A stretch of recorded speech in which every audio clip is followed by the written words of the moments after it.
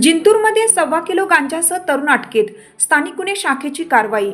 NDPS act अंतर्गत गुन्हा दाखल. जिंतूर शहरातील गणपती गली परिसरात स्थानिक गुन्हे शाखा परभणी यांनी अंमली पदार्थ विरोधी कारवाई करत एका तरुणास गांजासह अटक केली आहे. या प्रकरणी NDPS ऍक्ट 1985 अंतर्गत गुन्हा दाखल करण्यात आला आहे. गुन्हा रजिस्टर नंबर क्रमांक 677/2025 अन्वये कलम 20/22 NDPS ऍक्ट प्रमाणे दाखल गुन्ह्यात आरोपी अभिजित उर्फ बिल्ली सुभाष राठोड राहणार गणपती गल्ली जिंतूर यास दिनांक 29 डिसेंबर सोमवार रोजी सायंकाळी 7:30 वाजता त्यांच्या राहत्या घरातून ताब्यात घेण्यात आलं. पोलीस तपासादरम्यान आरोपीकडून एकूण 1 किलो 270 ग्रॅम गांजा जप्त करण्यात आला.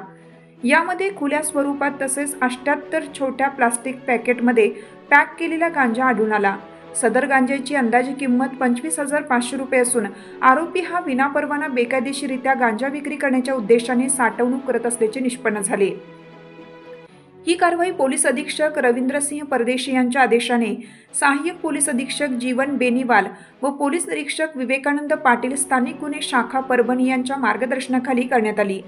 कारवाई सहाय्यक पोलीस निरीक्षक श्रीधर जगताप, पोलीस हवालदार सिद्धेश्वर साटे, नामदेव डुबे, माणिक डुकरे, मुकेश बुधवंत, जयश्री आव्हाड, सर्व स्थानिक गुन्हे शाखा परभणी तसेच सहाय्यक पोलीस निरीक्षक विजय जाधव व पोलीस हवालदार महेश गजभार, पोलीस ठाणे जिंतूर यांनी सहभाग घेतला. पुढील तपास सहाय्यक पोलीस निरीक्षक चव्हाण करीत आहेत.